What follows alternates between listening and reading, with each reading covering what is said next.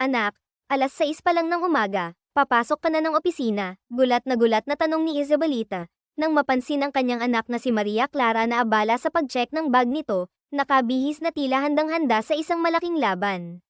Nako, ma, oo. Marami akong naiwan na trabaho kagabi. Kailangan kong matapos ang lahat bago mag 8 AM ngayon, paliwanag ni Maria Clara, ang kanyang boses puno ng determinasyon at pagkabahala. Iya, baka nakakalimutan mo na, ikaw ang CEO ng kumpanya. Hindi mo kailangang pumasok ng ganitong kaaga. Jesus, Mary Esep, sabi ng kasambahay natin, halos alas 12 na ng hateng gabi ka na umuwi. Umuwi ka lang dito para maligo at magbihis, tapos pasok ka na naman sa opisina, bulalas ng ina, ang kanyang tono puno ng pag-aalala at pagmamalasakit. Ma, kailangan nating manatiling numero 1 sa industriya ng kosmetiko. Ang kompetisyon ay lalong tumitindi. Ayokong maungusan tayo ng mga kalaban kaya kailangan kong gawin ito, kailangan kong tutukan ang negosyo natin, sagot ni Maria Clara, ang kanyang mga mata nagliliyab sa dedikasyon. Iya, puro trabaho na lang ang nasa isip mo. Wala kang social life, kaya hanggang ngayon, wala ka pang boyfriend. Kinain ka na ng trabaho, reklamo ni Isabelita, ang kanyang boses puno ng pagkabahala para sa kaligayahan ng kanyang anak.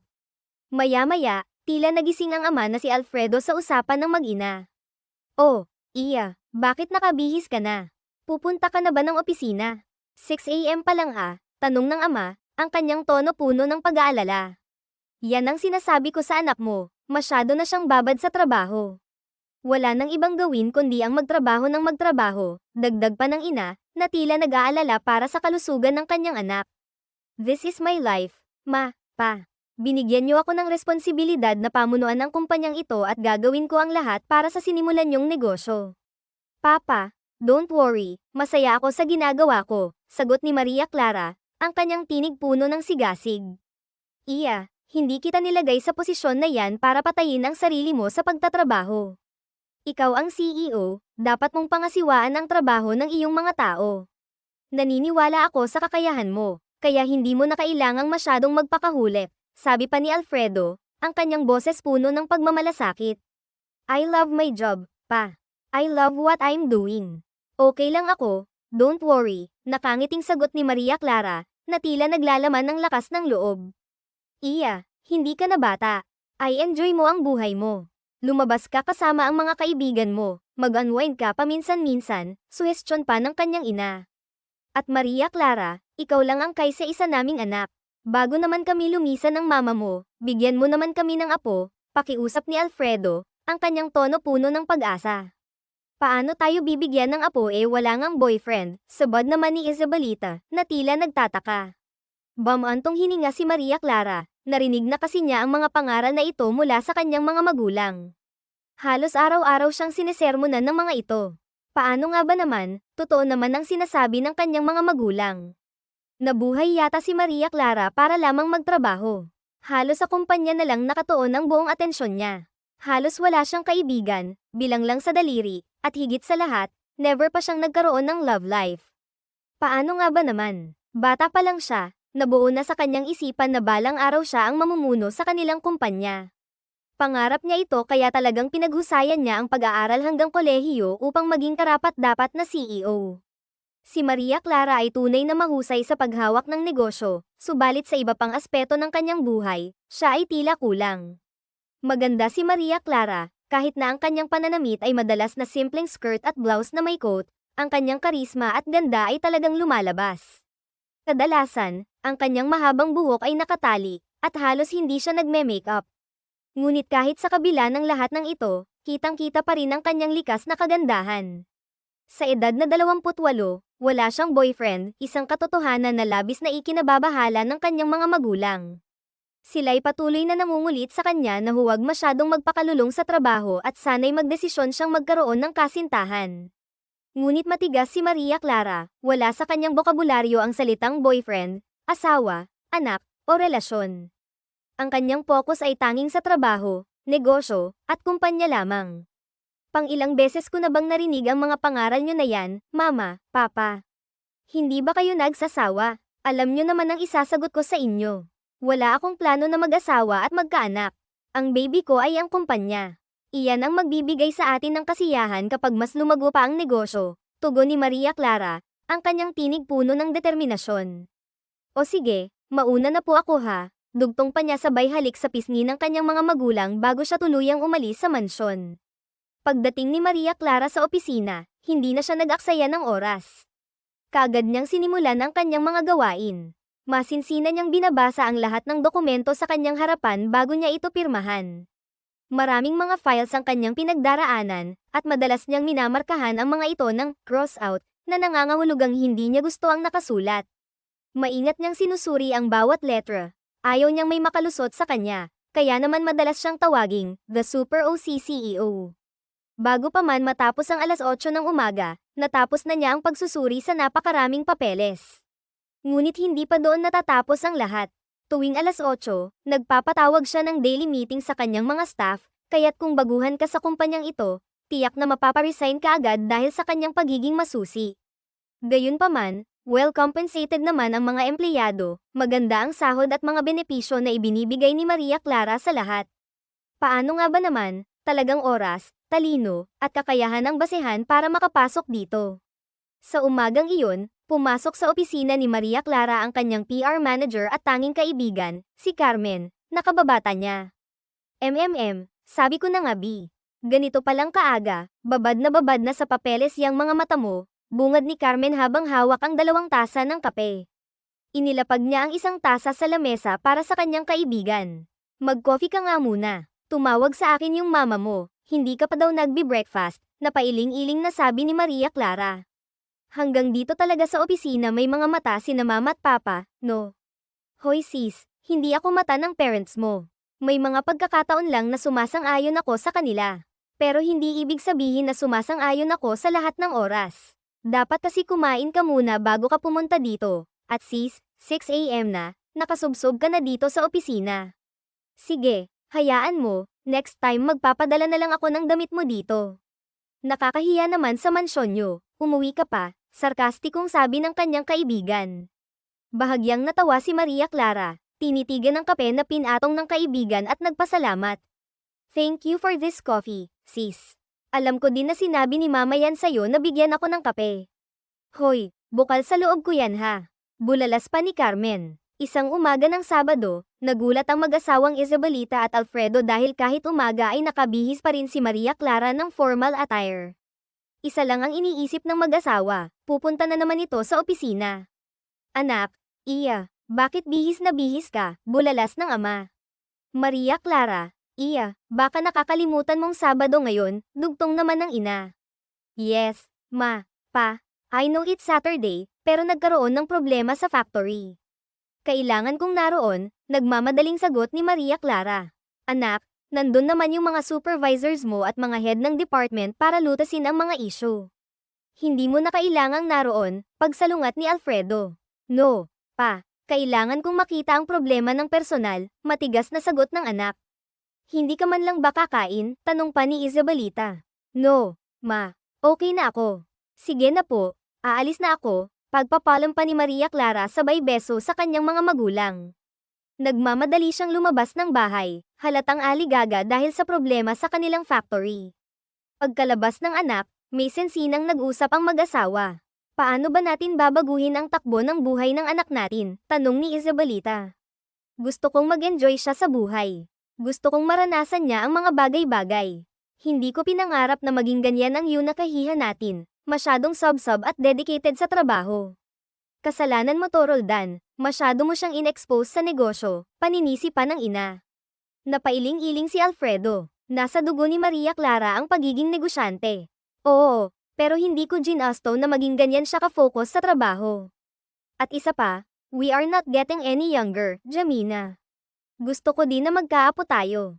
Aba ka, mukhang kakainin na tayo ng lupa, wala pa din tayong makikitang apo, sambulat pa ng ama. Yun din yung gusto ko. Magkaroon man lang ng boyfriend si Maria Clara nang ma-divert naman yung atensyon niya.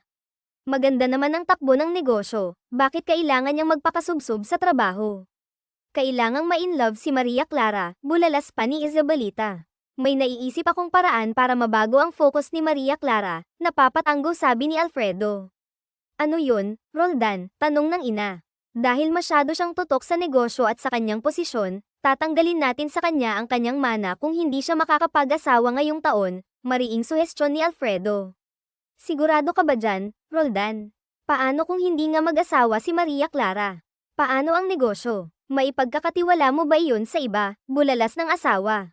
Alam ko ang aming anak, kilalang kilala ko si Maria Clara. Hinding-hindi papayag yan na mawala sa kanya ang negosyo at ang kanyang posisyon, at hinding-hindi niya hahayaan na malagay sa kamay ng iba ang pagpapatakbo nito, nakangising sabi ng matandang Alfredo, ang kanyang mga mata ay puno ng tiwala. Tama ka dyan. Siguro nga it's about time na gawin natin ito para mabaling sa ibang atensyon ni Maria Clara, sumang-ayon naman si Isabelita. Ang kanyang boses ay puno ng pag-asa. Kinagabihan, nakatanggap si Maria Clara ng isang mensahe sa kanyang cellphone.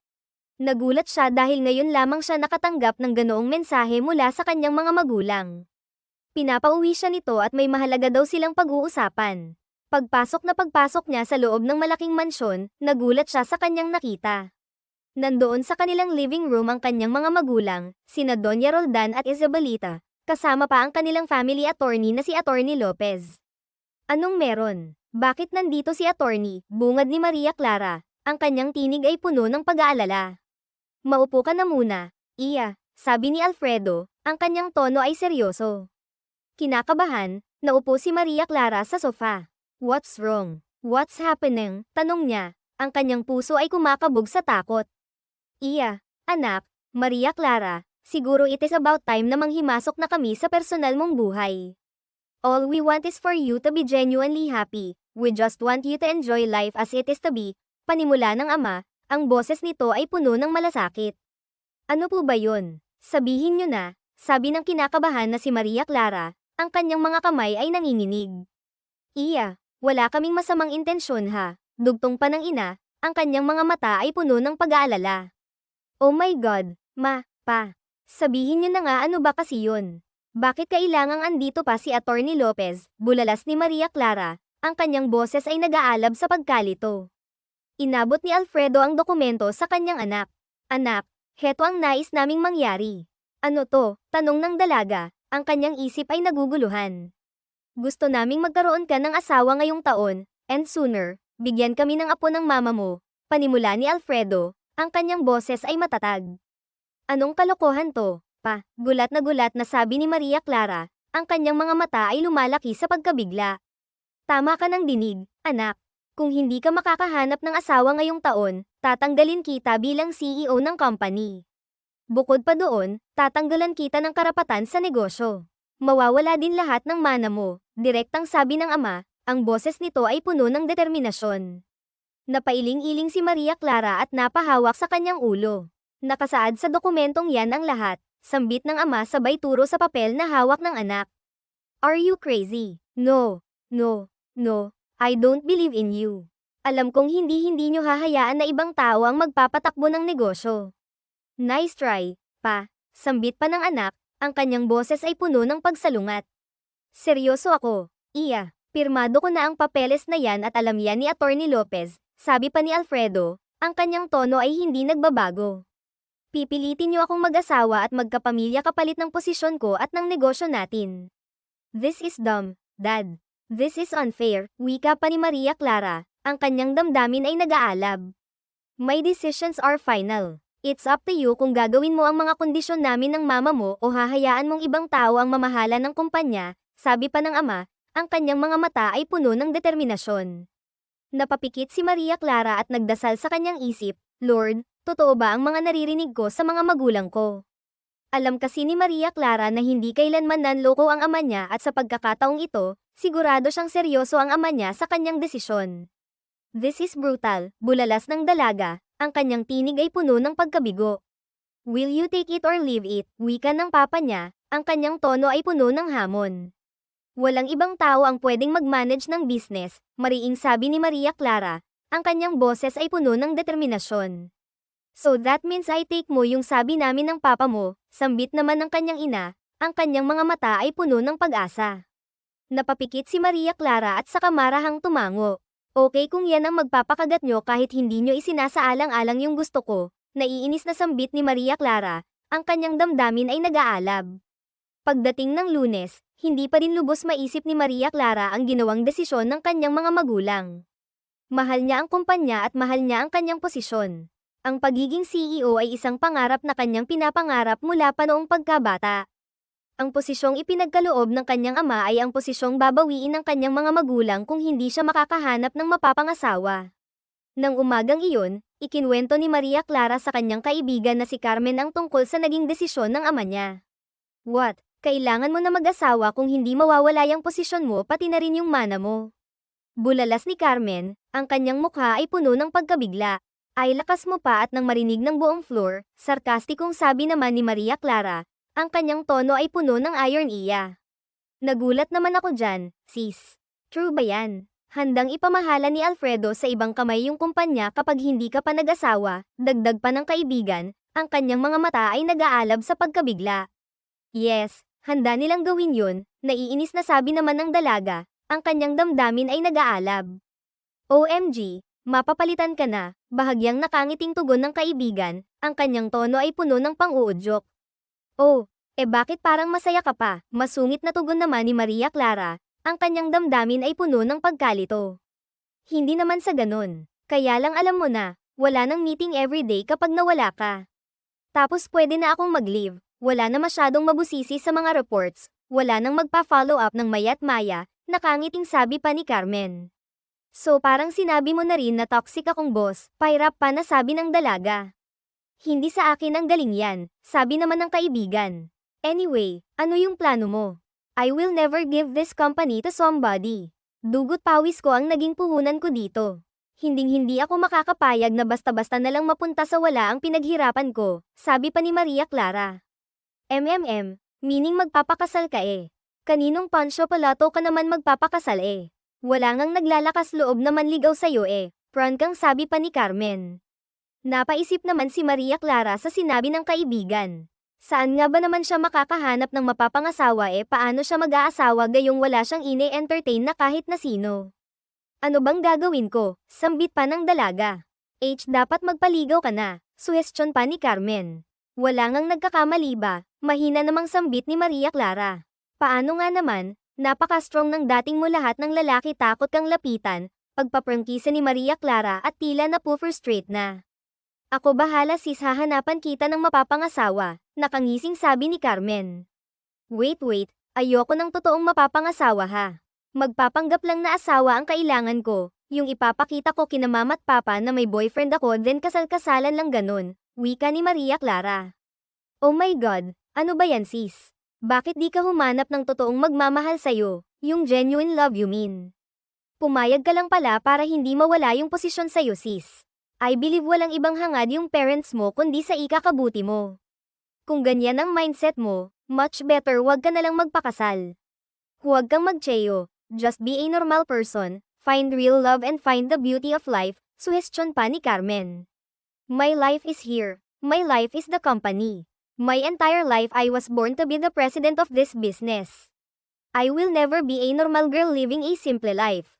I am so much better than that Carmen, naiinis na sabi naman ni Maria Clara. Napapailing naman ng kaibigan. Okay. I am just saying opinion ko lang yun sis siya lang. Buong linggong pinag-isipan ni Maria Clara kung paano nga ba maisakatuparan ang kanyang plano, humanap ng lalaking handang magpapanggap bilang kanyang asawa. Ayaw naman niya na basta-basta ang makuha niya.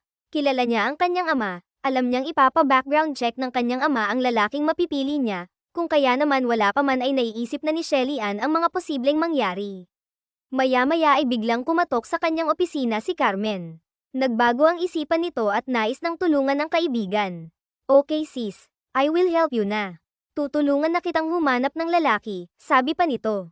Napangiti naman si Shelly Ann.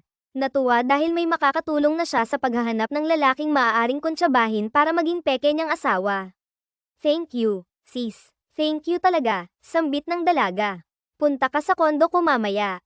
May mga kontak akong pagpipilian mo. Kung hindi lang talaga kita mahal, hindi ko to gagawin para sa'yo, pasinghal pa na sabi ni Carmen. Thank you talaga. Pero, ganun ka bilis talaga. May nahanap ka na gulat na tanong pa ni Shelly Ann. Yes, of course. Pinagdududahan mo ba ang kakayahan ko? Paira pa na sabi ng kaibigan. Basta, Later at my place.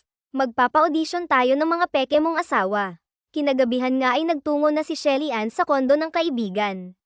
Kinakabahan siya sa plano ni Carmen. Hindi niya alam kung magiging successful ang plano nito. Nakaupo si Shelly Ann sa sofa habang naghihintay sa kaibigan na nasa loob ng kwarto kasama ang mga lalaking nahanap nito bilang magpapanggap na mapapangasawa niya. Lumabas si Carmen mula sa kwarto. Sis, remember ha, ang mga lalaking nandito ay hindi mga aktor. Nahagilap ko sila sa kung saan-saan. Syempre sis, may mga kapalitong pagpapanggap nila. May presyo, sambit pa ni Carmen. Yes, yes. Kahit magkano, bulalas pa ng dalaga. Okay, mabuti nang clear tayo. So sis, ikaw na ang baalang mag-decide sa mga lalaking nasa loob ng kwartong yan ha. Kung sino yung bet mong maging peking asawa in the future, wika pa ng kaibigan habang lumalakad papalapit sa pinto ng kwarto. Binuksan niya ang pinto at saka tinawag ang unang lalaki. So, our first gentleman is a salesman, meet George, sambit ni Carmen sabay labas ng lalaki. Unang tingin pa lang ni Shelly Ann ay napailing na kaagad siya. Though maayos naman ang itsura nito at mukhang matino, ngunit hindi ito ang hinahanap ni Shelly Ann. No, agad, hindi mo man lang pinagsalita sis, nagulantang pa na sabi ni Carmen. Sorry George, pilit ngiting sabi ni Shelly Ann sabay kumaway sa lalaki. Napakamot ulo naman ang salesman at saka nagpaalam na umalis. Napailing-iling si Carmen sa naging reaksyon ng kaibigan. Okay, next gentleman naman, tinawag niya ang sumunod na lalaki. Meet Lucas, a freelance model. Lumabas ang matangkad na lalaki na talaga namang napakagwapo. Hi Shelly Ann. Pinagmasdan lang ni Shelly Ann ang lalaki mula ulo hanggang paa. Kumunat ang noo niya at saka nagsabing, Hi Lucas. Sorry, no, thank you, bye, prank ang sabi niya. Shelly Ann, ayaw mo to. Diyos ko, ang choosy mo ha, bulalas pa ni Carmen. It's okay, thank you. Bye, sambit ng lalaki at saka din umalis ng kondo. Bye Lucas. Anyway, last na to Shelly Ann ha. Kapag hindi mo pa to bet, hay nako, wala na akong maitutulong sa'yo. Naiinis ako sa'yo ha, pasinghal na sabi pa ng kaibigan. Our last gentleman here is a basketball player, meet Johnson. Sabay labas naman ang lalaki sa loob ng kwarto. Hi Shelly Ann, sambit nito. Ayaw ko sa basketball player. Sorry Johnson, but no, mariing sabi pa niya. Okay, fine, tanging sambit ng lalaki at saka umalis. Ay sis, suko ako sa'yo ha. Maging fake boyfriend and later on fake husband lang ang kailangan mo. Bakit ang choosy mo? Naiinis na sabi ni Carmen. Hindi swak eh, walang appeal for me. Sorry sis kung medyo mapili ako, hindi naman sa pagiging maarte, pero wala talaga eh, nakasimangot na sabi pa ni Shelly Ann. Dumating ang weekend. Himala na hindi nagtatrabaho si Shelly Ann. Nakakulong lang ito sa malaki nilang mansyon. Dala-dala pa rin niya sa kanyang isipan kung paano siya makakahanap ng lalaking ipapakilala sa kanyang magulang bilang papakasalan. Nang araw naman na yun, wala ang kanyang mga magulang. Nagtungo ang mga ito sa France upang makipag-meet sa kanilang kaibigan, kung kaya naman mag-isang naiwan si Shelly Ann sa mansyon. Habang nakatingin sa garden, umiinom ng wine ay nabulabog ang pag-iisip ng dalaga. Nagbigla na lamang itong marinig na tumunog ang doorbell. Hinintay niyang pagbuksan yun ng kanilang kasambahay, ngunit ilang minuto pa ay tila walang nagbubukas sa taong kanina pa doorbell ng doorbell. Nainis si Shelly Ann at siya na mismo yung nagbukas ng gate. Yes, bakit pa ulit-ulit sa pagpindot ng doorbell? Hindi ka ba makapaghintay, bulalas ni Shelly Ann sa lalaking yun na nakatalikod. Tila slow motion naman na humarap ang lalaki sa kanya at doon nga ay bigla na lamang siyang napanganga. Gwapo ang lalaking nasa harapan ng kanilang gate. Moreno, matangkad, at may kaakit-akit ng ngiti. Sorry ma'am, delivery po, sambit ng lalaki. Nakatulala pa rin si Shelly Ann sa lalaki. Ma'am, nagbalik naman sa ulirat ang dalaga. Delivery. Para kanino? Shelly Ann Gonzalez po, wika ng lalaki. Ako yun. Wala naman akong pinapa-deliver. Ito po yung materials for cosmetics. Dito ko na daw po ay deliver dahil gusto nyo daw po na makita agad ang mga samples, sabi pa ng lalaki. Tila nagbalik naman sa alaala ni Shelly Ann kung paano niya tinutukan ng kaibigan para may padala ng rush ang samples ng cosmetic materials na in-order nila para sa bago nilang produkto. Ah, okay. Tanging nasabi na lamang ni Shelly Ann. Pa-receive na lang po ako, wika pa ng lalaki sa gate. Inabot ni Shelly Ann ang box na yun at pinirmahan ang papel na yun. Sa pagkakataong ito, nais ng lakasan ng dalaga ang loob niya. Ang lalaking ito ang nais niyang magpanggap bilang kanyang fake boyfriend. Ito nga ang hinahanap niya. Siguradong sigurado na siya. Anyway, ano pala yung pangalan mo? Kinakabahang tanong ni Shelly Ann. Leonard po. Leonard San Miguel, pagpapakilala ng lalaki sabay abot ng kamay nito. Marahang inabot ni Shelly Ann ang malambot na palad ng lalaki. Anyway, kilala mo naman na siguro ako, since sa akin naman yung porcelain na to, pagsusungit pa ni Shelly Ann. Leonard, can I invite you inside? Ha, ma'am, kung ano man po yung iniisip nyo, hindi po ako ganon. Bawal po yan, napapailing pa na sabi ng lalaki. Hindi kita ra-rape no. May proposal lang ako sa'yo Leonard, business proposal, tugon naman ni Shelly Ann. Anong pong proposal? Pagtataka naman ni Leonard. Come in, i-discuss ko sa'yo, sabi pa ng dalaga. Pumasok ang dalawa sa malaking bahay na iyon. Nagtungo sila sa living room area at saka pinaupo si Leonard sa magandang sofa. Ano po ba yun ma'am? Tanong ni Leonard. Pinipressure ako ng parents ko to get married. Ayoko ng ideya na yun, pero kapag hindi ako nagpakasal ngayong taon, mawawala yung pwesto ko at ang company. CEO ako. Tatanggalin nila ako sa pwesto kapag hindi natupad yung kondisyon ko. So, naguguluhang tanong ni Leonard. I want you to be my fake boyfriend, and later on to be my fake husband. Diretsang sagot ni Shelly Ann. Nagulat naman si Leonard sa pagiging prangka ng dalaga. Don't worry Leonard, I will pay you. Babayaran kita, at kapag naikasal na tayo, maghihiwalay din tayo. Once nakapirma na ang papa na hindi niya ako pwedeng palitan bilang CEO, sabi pa ni Shelly Ann. Napaisip naman ang binata sa proposal ni Shelly Ann. Kailangan niya ng pera ngayon. Pinagmasdan niya ang dalaga. Maganda naman ito at very sophisticated pa. Ma'am Shelly Ann, maganda naman po kayo. Bakit kailangan nyo pang maghanap ng lalaki? Wala po bang naliligaw sa inyo? Paglalako na tanong ni Leonard. Wala, prangkang sabi ng dalaga. May tibo po ba kayo? Muling tanong ng binata. No, mariing saad ni Shelly Ann. Sorry po, pagbawi naman ni Leonard. Name your price. 1 million, bulalas ng dalaga. 1 million lang, sabi ng dalaga. Napakunot noon naman si Shelly Ann. PHP 5 million, alok niya. PHP 2 million, sagot ng lalaki. Laki naman ang mata ni Shelly Ann. PHP 10 million, muling alok niya. Deal, pagtatapos ni Leonard. Napalunok naman si Shelly Ann sa narinig mula sa lalaki. Agad-agad na pumayag ang lalaking iyon sa kanyang alok. Pagkaraan naman ay tsaka lamang napagtanto ni Shelly Ann ang kanyang naging desisyon. Ni hindi man lang alam ang background ng lalaking inalok niya. Ni hindi man lang alam ang iba pang detalye nito. Basta ang tanging naisip lamang niya ay ang lalaking ito, si Leonard ang nais niyang maging asawa, peking asawa. So what should I do? Tanong ni Leonard. Nagulat naman si Shelly Ann sa biglaang pag-i-English ni Leonard dahil ang alam lamang niya ay deliveryman ito.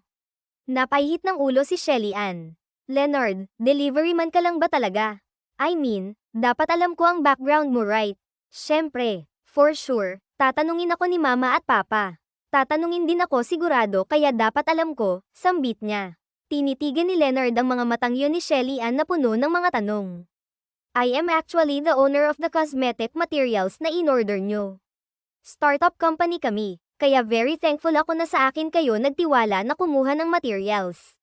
I personally wanted to deliver these items to you para din makapagpasalamat dahil big deal sa amin ang pag-o-order nyo, paglalahad ni Leonard.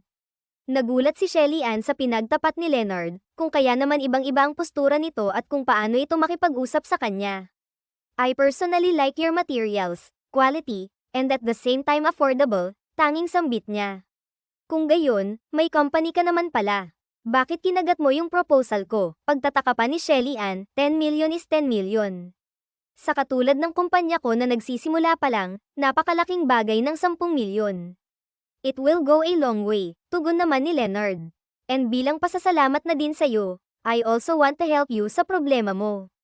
Thank you, tanging sambit ng nauutal na si Shelly Ann. So paano magiging script natin? Nakangiting tanong ni Leonard.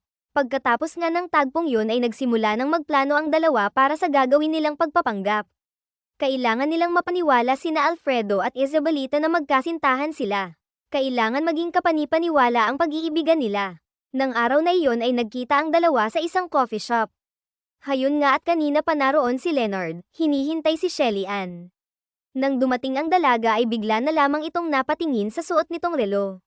Usapan natin 8 p.m, tanong ni Shelly Ann. Yes, tugon ni Leonard, 7 p.m pa lang nga, kunot noong tanong ng dalaga. And yet, andito ka na din, masayang sabi naman ng nakangiting binata. Well, I'm always isang hour early, sambit naman ni Shelly Ann. And so I am, tugon naman ni Leonard. So, ano bang plano natin? Are we going to tell your parents that I have a very successful company? No, you don't have to. Sabihin mo ang totoo na may startup company ka. Bilib ang papa sa mga katulad mo na nagsisikap para mapaunlad ang kumpanya. Ganyan-ganyan siya nag-start kaya sobrang ina-idolize ko siya at ayokong pabayaan yung company na sinimulan niya. Kaya dapat hindi ako mapalitan dito. I will do everything para mapangalagaan ang kumpanya, paglalahad pa ni Shelly Ann. Napatango naman si Leonard sa mga sinabi ng dalaga. Sa pagkakataong ito ay tila humanga siya sa dedikasyon ng dalaga. Ngunit sa kabilang banda, nag-iisip siya kung paano ba ang buhay ng babaeng kaharap niya sa personality na nakikita niya. Mukhang sob-sob ito sa trabaho. I understand, Michelle Ann, pero sa tingin ko tignan mo din in other perspective ang gusto ng parents mo. Baka masyado ka ng Shelly Ann na lang ang itawag mo sa akin. Yes, masyado akong nagbababad sa trabaho, but this is all I have. Ito ang gusto kong gawin, sambit pa ni Shelly Ann. Anong latest sa fashion? Anong current news? Anong popular songs ngayon? Alam mo ba ang latest sa showbiz? May update ka ba sa buhay ng parents mo ngayon? Biglang pagtatanong naman ni Leonard. Napaisip naman si Shelly Ann sa mga tinatanong ni Leonard. Kasunod ay napailing ito. No, hindi mo na alam ang nangyayari sa mundo, Shelly Ann. I will do what you want, hindi lang dahil sa 10 millions. I will do it kasi gusto kitang tulungan na makita ang mundo outside your company or else hindi ko to gagawin, pananakot pa ni Leonard. Okay, fine, napabuntong hininga na sambit naman ng dalaga. Nag-usap nga ang dalawa patungkol sa kanilang magiging setup at ang mga magiging detalye ng kanilang pag-iibigan. Nais ni Shelly Ann na palido ang lahat bago niya iharap ang lalaking ito sa kanyang mga magulang. Isang gabi naman, habang sabay-sabay na naghahapunan ng pamilyang iyon, naisip ni Shelly Ann na formal nang ipakilala si Leonard bilang kanyang boyfriend sa kanyang mga magulang. Magkasama sa iisang kotse ang dalawa patungo sa isang fine dining restaurant kung saan nila imi-meet ang mga magulang ng dalaga. Habang patungo sila sa venue ay kanina pa nga ang question and answer ng dalawa para maging maayos ang pakikiharap nila kay Isabelita at Alfredo. Saan tayo nag-meet? Unang tanong ni Shelly Ann. Sa coffee shop sa Makati, mabilis na tugon naman ni Leonard. Anong suot ko ng araw na yun? Sunod na tanong ng dalaga. Ha, pati ba yun? Nang laki naman ang butas ng ilong ng binata sa kasama. Oo. Ganon kadetalyado kapag yan ang tanong ni Papa, bahagya namang namula si Shelly Ann sa sumunod niyang tanong. Marahang nilinggan ni Leonard ang dalaga. Hindi lang po maganda ang anak niyo sa panlabas, maganda din po ang puso niya, sinserong sabi pa nito. Tuluyang namula si Shelly Ann at pilit na umiwas ng tingin. Okay na yan, mukhang perfect naman ang mga sagot mo, nauutal na sabi pa niya. Ilang sandali pa nga ay nakarating na ang dalawa sa lugar na yun kung saan imimit nila ang mga magulang ni Shelly Ann. Pagdating nila sa restaurant ay naroon na din si Isabelita at Alfredo. Good evening po ma'am, sir, bungad ni Leonard sa mga ito. Good evening, masayang tugon ni Isabelita. Samantalang si Alfredo naman ay kinikilatis sa pamamagitan ng pagtingin sa lalaki mula ulo hanggang paa. Mapa, this is Leonard, my boyfriend, pagpapakilala ni Shelly Ann sa kasama. Nice to meet you po, sabi pa ng binata sabay inabot ang palad nito. Magaan na inabot ni Isabelita ang kamay na iyon sa binata. Nice to finally meet you. Tumingin siya sa kanyang asawa at saka ito si Nico, nangangahulugan na kamayan din ito ang binata. Napaismed si Alfredo at saka inabot ang kamay ng binata. Okay, tanging sambit lang nito. Let's have a seat, wika ni Isabelita. Pagkaupo ng lahat ay nagsimula na nga ang interrogation ni Alfredo kay Leonard. How long are you dating? Gano'n nakatagal yung relasyon nyo? Kahapon, nung isang araw, sarkastikong sabi ni Alfredo. Napatirik naman ang mata ni Shelly Ann sa sinabi ng papa niya. Actually, we have been dating for almost a year now. Next month po anniversary na namin, pagsisinungaling pa ni Leonard. Ha, how come na hindi namin alam yan, bulalas pa ni Isabelita. Tahimik lang naman sa isang sulok si Shelly Ann. Ayaw na niyang dagdagan pa ang sinasabi ni Leonard dahil baka hindi mag-alay ang mga lumalabas sa kani-kanilang mga bibig. Masyado po kasing abala si Shelly Ann sa work. Same din po sa akin, and we understand each other naman po. Nagkikita kami kapag may free time, nakangiting sabi pa ni Leonard. Free time. Kapag tulog si Shelly Ann, doon lang siya nagkaka-free time eh. Saan kayo nagkikita? Sa panaginip, pang-iinis pa ni Alfredo. Bahagya naman itong natawa sa sinabi ng ama ni Shelly Ann. Tumingin si Leonard sa halatang kabadong si Shelly Ann. Masyado po talagang malihim ang anak nyo. Minsan nga po binibiro ko siya kung kinakahiya niya ba ako. We see each other every time nagpapalam siya sa inyo na may aasikasuhin siya sa planta o kaya babalik siya ng office, pagtutuloy ni Leonard. You mean last Saturday, nung sinabi ni Shelly Ann na pupunta siya ng factory. Ikaw talaga ang sazen niya. Gulat na tanong ni Isabelita. Napangiti naman si Leonard at saka tumango. Opo, maya-maya naman ay marahang hinawakan ni Leonard ang kamay ni Maria Clara na nakapatong sa lamesa. Nang laki ang mga mata ng dalaga at may kuryenteng umakyat sa kanyang katawan. Mabilis ang pintig ng kanyang puso at pinapawisan siya. Tumingin sa kanya si Leonard at tumango. Sa mga tingin na iyon naman ay tila nakakampante si Maria Clara, mga tingin na nagsasabing, okay lang yan, Shell. Napalunok ang dalaga bago nagsalita. Actually, ayokong isipin nyo na may boyfriend ako, kaya lang sobrang kulit nyo kasing dalawa kaya ayan, pinaalam ko na sa inyo na may boyfriend ako. Kunot noon naman ang matandang lalaki. Hindi pa rin siya naniniwala sa mga sinasabi ng dalawa. Anong trabaho mo, Leonard? Masungit na tanong ni Alfredo. May startup company po ako, mga cosmetic materials. Yes, it is a new company, but I believe the sooner or later magiging malaki din po ito, tugon naman ni Leonard. Cosmetic materials. Baka naman kaya mo niligawan si Shelly Ann ay dahil may hidden agenda ka sa kanya. Alam mo naman siguro kung anong negosyo na meron kami, punong-puno ng noo na sabi pa ni Alfredo. May intensyon po for Shan ay walang halong panloloko. Mahal ko po siya, hindi dahil may hidden agenda ako. Minahal ko po siya hindi dahil CEO siya, minahal ko po siya dahil sa kanyang pagkatao, tugon pa ni Leonard. Napatango naman ang matanda sa sinabi ni Leonard. If you don't mind, alam mo ba ang birthday ni Maria Clara? Pagtatanong pa nito. May 17, 1996 po. Paborito niyang color is black. Mahilig siya sa ice cream, especially kapag stress siya. She was class valedictorian mula elementary hanggang high school at cum laude din naman sa Harvard University nung college. Napatango naman si Roldan. Anong nagustuhan mo sa anak ko? Bamantong hininga si Leonard. Bukod po sa napakaganda ng anak niyo, may mabuti din po siyang puso. Hindi po nakikita ng iba dahil sa pinapakita niyang strong side dahil siya ang CEO, but deep inside she's sweet, she's kind and wala po siyang hinanggad kundi ang kabutihan ng iba.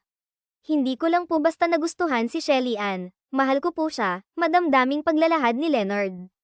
Alam naman ni Shelly Ann na hindi totoo ang binibitawang salita ng binata, ngunit tagos na tagos sa kanyang puso ang lahat ng iyon. Kinikilig siya at hindi niya moari kung ano ba itong kanyang nararamdaman. Halos mapatili naman si Isabelita sa kilig. Talaga ba? Ang sweet mo naman pala kay Maria Clara. Sa mga katagang iyon naman ay tila nakumbinsi na si Alfredo sa pekeng relasyon ng dalawa. Bamaling ito sa kanyang anak na kanina pa namumula. Ikaw iya, parang si Leonard lang yung expressive sa relasyon nyo. Wika pa ni Alfredo. Mahal ko po si Leonard. Siya lang ang nakakaintindi sa akin kahit lahat ng tao ay hindi ako nauunawaan. He's the first person na nakikinig sa akin, nauutal na tugon naman ni Maria Clara. Pinisil ni Leonard ang hawak nitong palad ng dalaga. Ma'am, sir, bungad pa niya. Ano ka ba? You can call us tita and tito for now, singit pa ni Isabelita. Ngumiti naman si Leonard. Binitawan nito ang pagkakahawak sa palad ni Maria Clara at may dinukot sa bulsa. Tito, tita, I want you to witness the special event, panimula ni Leonard. Lumingon ito sa mukha ni Shelly Ann na bakas ang pagtataka. Isang maliit na box ang dinukot nito sa bulsa at binuksan ito sa harapan ng dalaga. Maria Clara, I want you to be my forever. Gusto kong maging parte ng kaligayahan mo pati na din ang kalungkutan mo. I will never allow you to be alone again, Shelly Ann. Will you marry me? Madamdaming tanong ni Leonard. Nanlaki ang mga mata ni Maria Clara. Wala sa plano ito. Wala pa sa plano nila na ngayon yung gabi na ang magaganap na pag-aalok niya ng pekeng kasal. Gayunpaman, tila kumbinsidong-kumbinsido naman si Shelly Ann sa eksenang iyon. Ramdam na ramdam niya ang kilig na kanina pa niya pinipigil. Ganito pala ang feeling ng pag-ibig, sa isipan niya. Ganito pala ang feeling ng inaalok ng kasal. Iya, tinatanong ka ni Leonard, sabi pa ni Isabelita. Nagbalik naman sa ulirat si Maria Clara at nahimasmasan. Yes, of course. Papakasal ako. Papakasal ako sa'yo, Leonard, tugon pa niya. Marahang sinuot ni Leonard sa daliri ni Shelly Ann ang singsing na iyon. Nag-aalinlangan naman si Leonard kung hahalikan niya ba ang dalaga. Kapag hindi naman niya iyon ginawa ay siguradong magdududa ang mga magulang nito.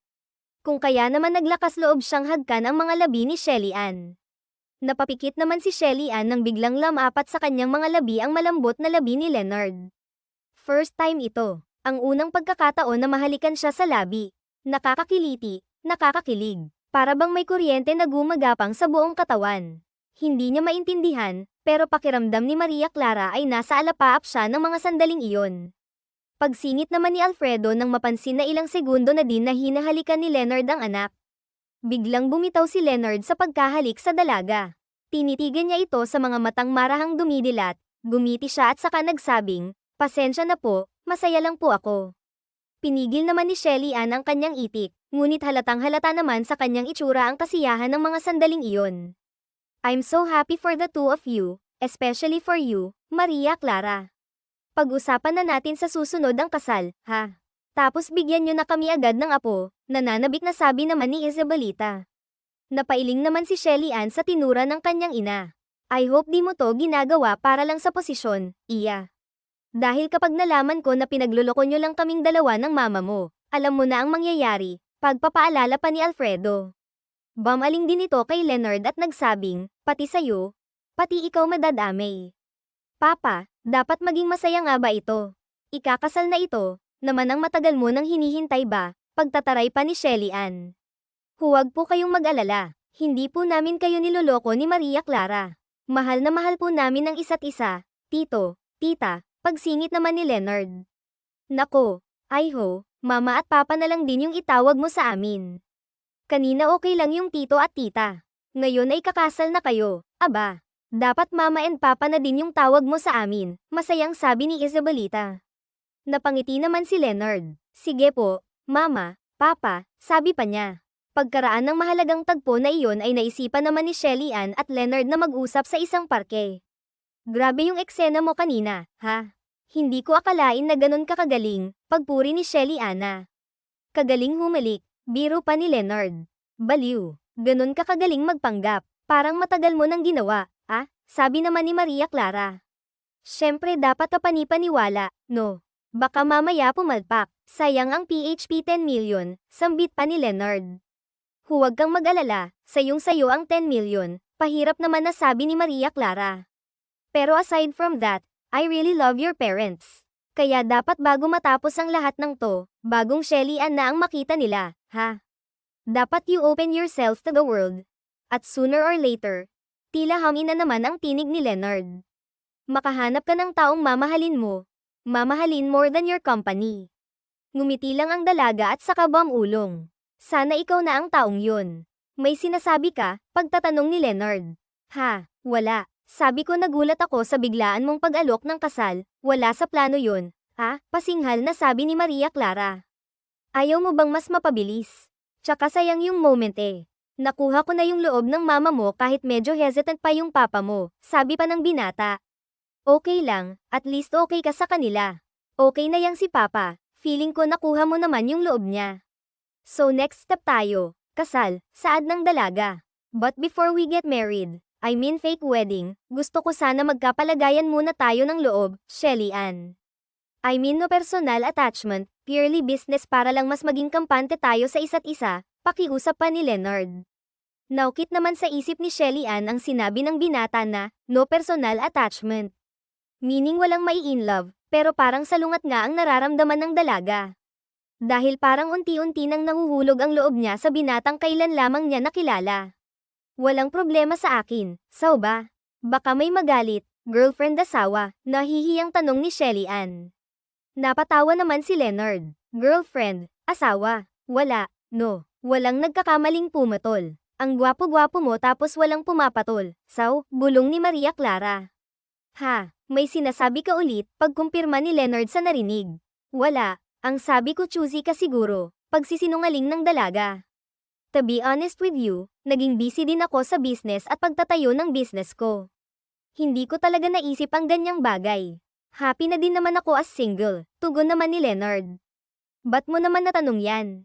Ah, wala, syempre mahirap na, no.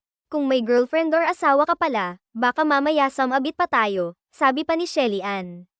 Napangiti naman si Leonard. So tomorrow, may tayo. Pasyal-pasyal lang, suhestyon ng binata. Sure. After work, tugon ng dalaga. Okay, 5 p.m. tomorrow, sabi ni Leonard. No, 9 p.m., pagtanggi ni Maria Clara, 9 p.m. Ayan ka na naman nagpapatalo ka na naman sa trabaho. 5 p.m. bukas, dadaanan kita sa office mo para sure ako na 5 p.m. ka lalabas, deal, wika pa ni Leonard. Napahirap na lamang si Shelly Ann ngunit sa loob-loob niya ay masaya siyang niyaya siya ng binata. Sige na nga.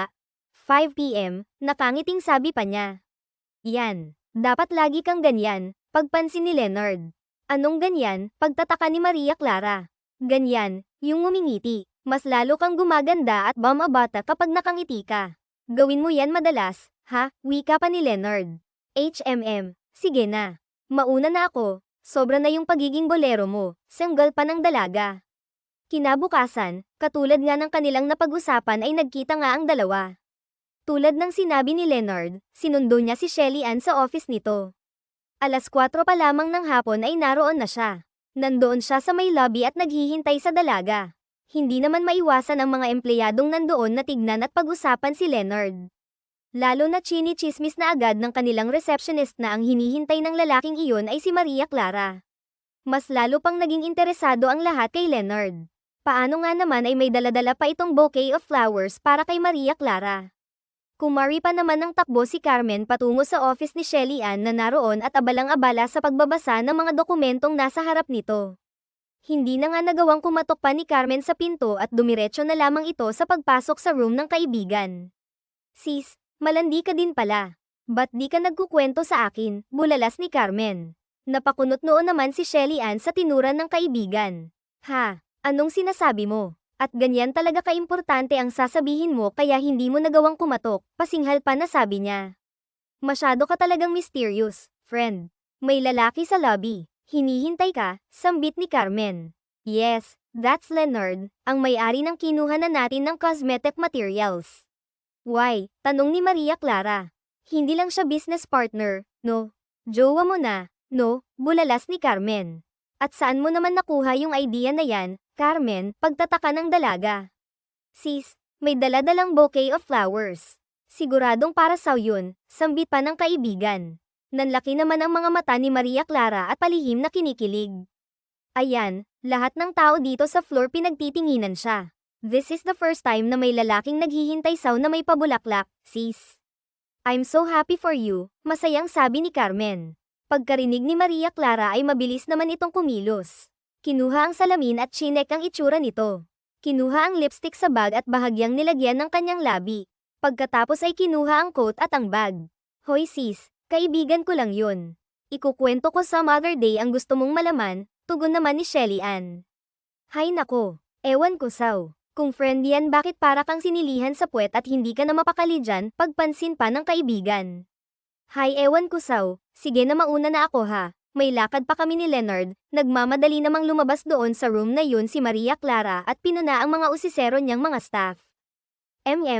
Masaya na kayo may bago na kayong pagchichismisan. Business partner ko yang nasa labas at hindi ko boyfriend. Now get back to work, paliwanag pa niya.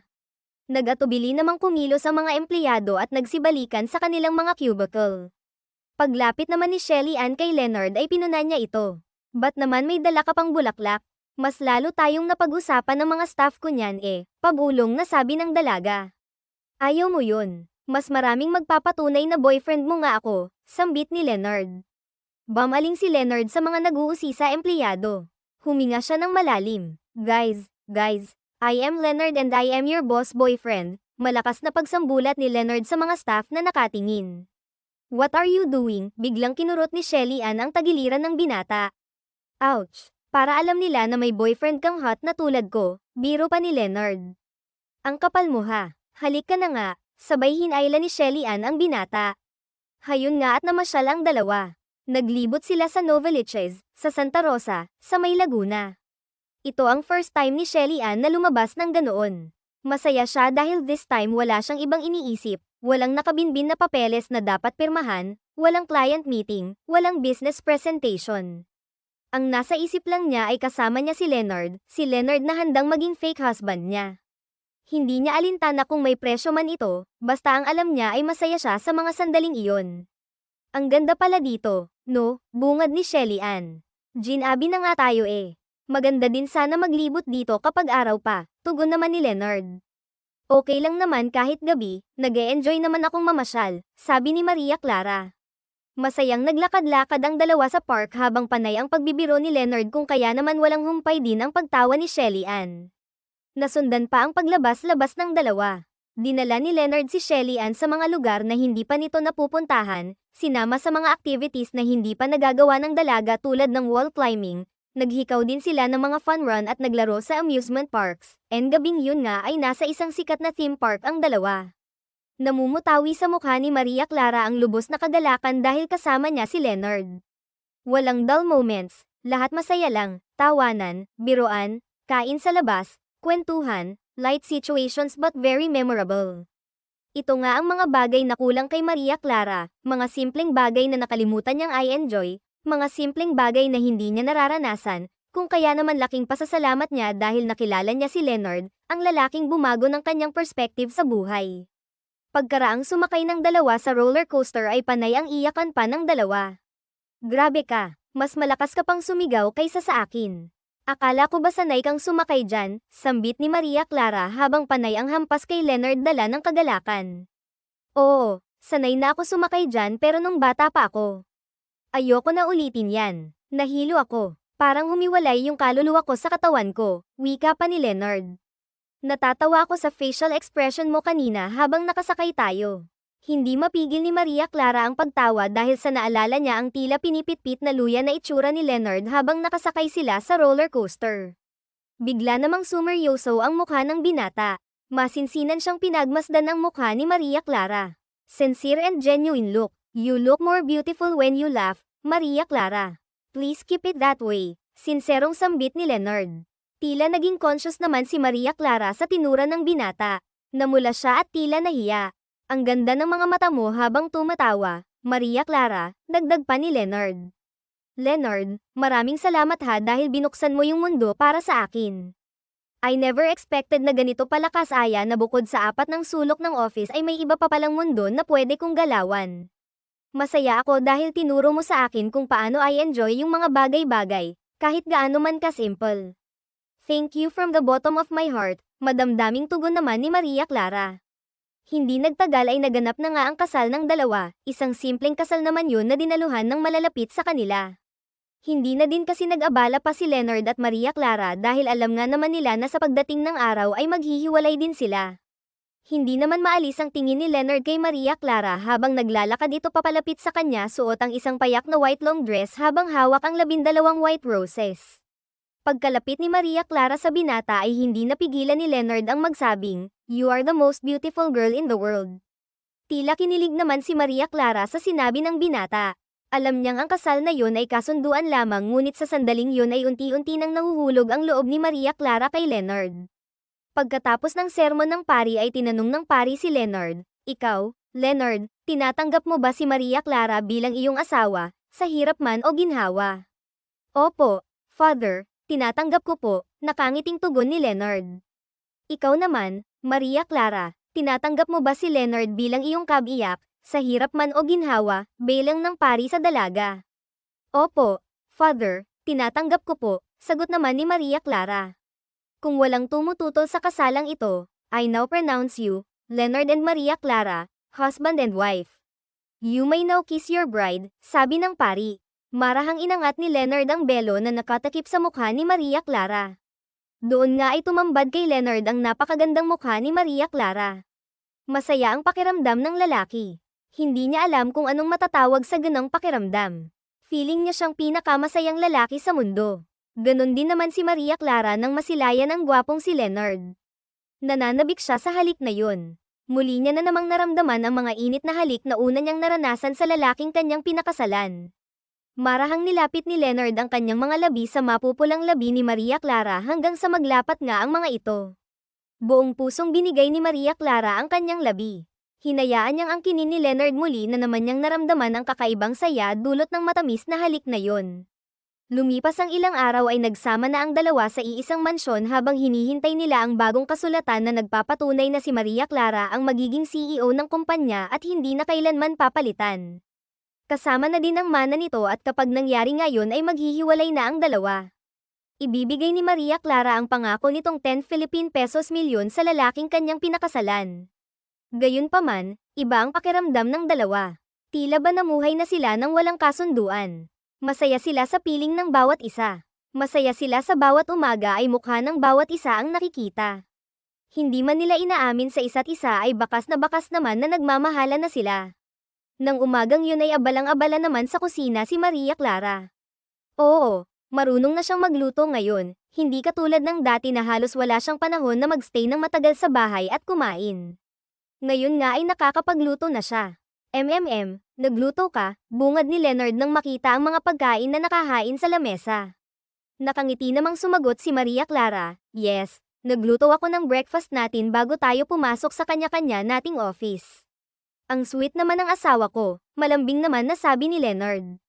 Kinilig naman si Maria Clara sa sinabi ng asawa. Lumapit ang lalaki sa kanya at marahang niyakap mula sa likuran. Okay bang yakapin kita? Tumango lang si Maria Clara.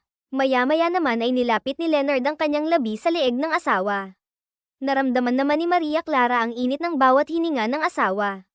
Okay lang ba na halikan kita? Bulong ni Leonard. Muli namang tumango si Maria Clara. Pagkatapos ay nananabik namang hinalikan ni Leonard ang leeg ng asawa. Nadarang naman si Maria Clara sa kakaibang sensasyon na yun. Humarap siya sa kanyang asawa at sa kanya inagaw ang labi nito. Hinalikan niya ang malambot na labi ni Leonard hanggang sa pareho na silang nadala sa init, nadala sa nagbabagang sitwasyon, nadala sa nag-aalab nilang mga puso. Simula noon, malaki ang pinagbago ni Maria Clara. May work-life balance na siya. Pumapasok siya sa office ng alas 8 at umuuwi ng alas 5. Minsan nga ay nakakahanap din siya ng free time para makasamang mag-lunch si Leonard. Naging masaya na si Maria Clara pagkatapos ng kasal. May dahilan na siya upang umuwi ng maaga. Nananabik siya sa bawat araw na makita ang lalaking pinakasalan niya. Tama nga ang mga magulang niya. Ito ang kulang sa buhay niya, ang ma-in love. Ang maging masaya outside the company. Hindi niya pinagsisisihan ang sandaling yun, ang sandali na makilala niya si Leonard. Alam nilang pareho na ang kasalang yun ay base lang sa napagkasundoan nilang dalawa, ngunit habang tumatagal ay mas lalong lumalalim ang pagtitinginan nila. Hindi man nila nasasabi personally ang salitang, I love you. Pero kitang-kita naman sa kanilang mga kilos ang tunay nilang nararamdaman para sa isa't isa. Isang Sabado, dumating sa kanilang bahay ang mga magulang ni Maria Clara kasama nilang muli ang kanilang family attorney dala-dala nitong importanteng dokumentong iyon. Naroon sila sa living area ng bahay habang nakaupo sa sofa. Like what I promised, ito ang kasunduan natin. Inabot ni Alfredo kay Maria Clara ang dokumentong yun, yan ang nagpapatunay na ikaw na ang magiging CEO ng company hanggang kailan mo gustuhin. Kasama na din dyan ang mamanahin mo. Hindi naman alam ni Maria Clara kung ano ang mararamdaman niya ng mga sandaling yun. Ito na kasi ang magwawakas ng pagsasama nila ni Leonard. Ito ang hudyat na matatapos na ang kasunduan nila. Bakit parang hindi ka masaya, Iya? Ito naman ang gusto mo, diba? Pag-aalala naman ni Isabelita. Okay lang ako, Maria. Thanks po. Hindi may pintang tugon ni Maria Clara. Malaki ang nakita kong pagbabago sa'yo, Iya. Nagre-reflect lahat ng ginawa mo sa trabaho at buhay mo, and we are happy dahil sinunod mo kami. Hindi ba mas masaya kapag hindi lang puro trabaho ang inaatupag mo? Sabi pa ni Alfredo at saka ito bumaling kay Leonard. Ay ho, maraming salamat dahil dumating ka sa buhay ng anak namin. Salamat po for raising Maria Clara. Salamat po sa inyo dahil kung hindi dahil sa inyo, hindi ko din po makikilala ang pinakamasipag, pinakamapagbigay. Tila pananamlay ng dalawa. Dapat masaya sila pareho dahil secured na ang posisyon ni Maria Clara bilang CEO samantalang si Leonard naman ay makukuha ang pangakong 10 milyon, ngunit lungkot ang nararamdaman nila pareho. Hindi sila masaya na ito ang huling mga sandali na magkasama sila. Naglakas loob si Leonard na lapitan si Maria Clara na noon ay nasa veranda habang umiinom ng wine, halatang malalim ang iniisip. Maria Clara, can we talk? Marahang sabi ni Leonard. Napalingon naman si Maria Clara sa kanya at pilit ang ngiti. Nangilid ang mga luha niya habang pinagmamasdan ng lalaki na papalapit sa kanya. Leonard, finally tapos na. Finally, malaya ka na. Ita-transfer ko na sa bank account mo yung pinangga ko kong 10 million Philippine pesos. Leonard, thank you ha. Thank you for bringing out the best in me. Thank you dahil pinakita mo sa akin ang ganda ng mundo, kung paano maging masaya at kung paano magmahal. Tuluyan nang naiyak si Maria Clara. I hope magkita pa din tayo sa future at sana sa muli nating pagkikita ikaw pa din yung kalog at masayahing Leonard na nakasama ko. Don't worry, ipapaayos ko na kaagad yung annulment natin. Hinaplos naman ni Leonard ang likod ng asawa at saka marahang pinunasan ng mga luha nito. Hindi ko matatanggap yung 10 milyon. Hindi ko kayang tanggapin ang halagang yun dahil pakiramdam ko niloloko kita. Alam ko na naging usapan na natin na no personal attachment pero, Maria Clara, nahulog na ako sa'yo. I fell in love with you, Maria Clara. Mahal kita at sa bawat paglipas ng mga araw na kasama kita, mas lalo pang lumalalim yung pag-ibig ko sa'yo.